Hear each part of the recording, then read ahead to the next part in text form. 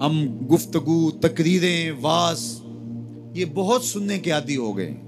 اپنی سمیت میں سب کی بات کر رہا ہوں، لیکن عمل کے ہم خوگر نہیں. عمل سے زندگی بنتی ہے، جنت بھی جہنم بھی. یہ خاکی اپنی فطرت میں نہ نوری ہے نہ ناری. تو عمل ہی نہیں کریں گے تو جتنا مرضی سیکھ لیں.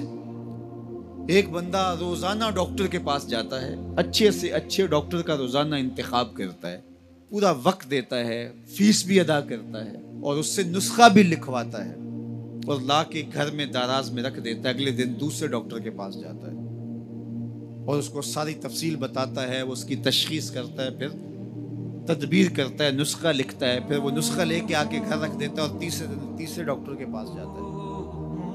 تو وہ 20 سال بھی لگا رہے تو بتاؤ اسے کوئی فرق پڑے گا؟ یار میں اچھے اچھے ڈاکٹروں کے پاس گیا ہوں، ان کے قیمتی ٹیسٹ میں نے کروائے ہیں جو انہوں نے بتائے ہیں. میاں دوائی کھائی ہے؟ کہا نہیں وہ میں نے کبھی نہیں کھائی. جاتا ہوں ڈاکٹر جو کہتا ہے یہ ٹیسٹ کروا کے لاؤ، وہ ٹیسٹ بھی کروا کے لاتا ہوں، تشخیص مکمل ہو جاتی ہے، پھر وہ نسخہ لکھتا ہے، لا کے دراز میں ڈال دیتا ہوں.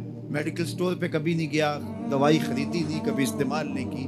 روزانہ ڈاکٹر بدل لیں، لیکن اگر دوائی استعمال نہیں کریں گے تو کس طرح صحت پر کچھ اثر پڑ سکتا ہے؟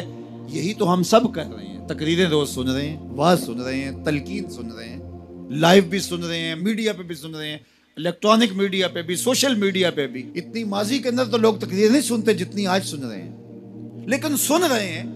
جس طرح ڈاکٹر سے دوا لکھوا لی اور لا کے دراز میں ڈال دی، یہ ساری چیزیں ہم سن رہے ہیں لیکن کبھی عمل کی طرف نہیں گئے.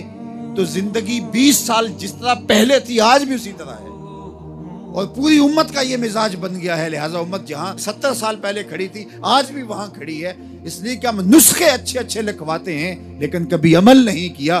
اگر عمل کے خوگر بن جائیں تو ہماری زندگی بدل جائے اور یہ امت مسلمہ جو پستیوں کا شکار ہے یہ عروج اور بانکپن کا نور پا جائے. تو عمل کے خوگر ہم اپنے آپ کو بنائیں. ہمارا صرف سماعت کی حد تک دین ہے. وہ ایک غیر مسلم نے اسلام قبول کر لیا، نوجوان تھا. تو ایک دن دوستوں کے ساتھ جو اس کے مسلمان دوست تھے کہیں کسی جگہ پہ گیا تو نماز کا وقت ہو گیا. تو لوگ گئے، جتنے بھی لوگ تھے انہوں نے جلدی جلدی نماز پڑھی جس طرح ہم پڑھتے ہیں، اور پڑھ کے آ کے وہ کھانے کی ٹیبل پہ بیٹھ گئے اور اس دوست کا انتظار کر رہے ہیں جو نو مسلم تھا. وہ آ نہیں رہا، آدھا گھنٹہ لگ گیا. آدھے گھنٹے کے بعد آیا تو سارے کوسنے لگے تو نے اتنا وقت لگا دیا. تو وہ رو پڑا. اس نے کہا کہ اصل تم مسلمان ہو، تمہیں پرابلم نہیں ہے، تمہیں مسئلہ نہیں ہے. میں نیا مسلمان ہوا ہوں، تم تو پیدائشی ہو.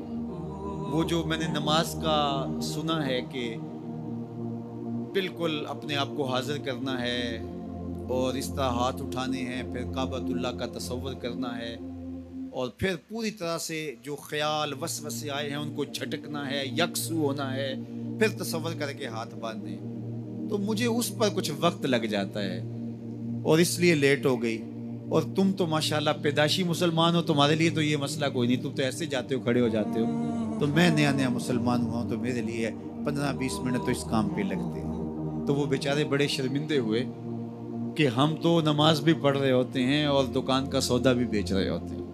ہم تو نماز بھی پڑھ رہے ہوتے ہیں، ہمارا خیال کہیں اور بھٹک رہا ہوتا ہے. ہم نے کبھی سوچا ہی نہیں ہے کہ ہم اس تصور کو پختہ کر لیں. اس نے بھولے انداز سے کہا اور وہ سچے دل سے کہہ رہا تھا تم پیدائشی مسلمان ہو، تمہیں تو مسئلہ ہی کوئی نہیں ہے، جاتے ہو یوں کھڑے ہو جاتے ہو، لیکن مجھے 10 منٹ 15 منٹ لگتے ہیں کعبۃ اللہ کا تصور سامنے لاتے ہوئے، خیالات کو جھٹکتے ہوئے. یہ پریکٹس ہے اسلام کی. ہم صرف رسمی مسلمان ہیں.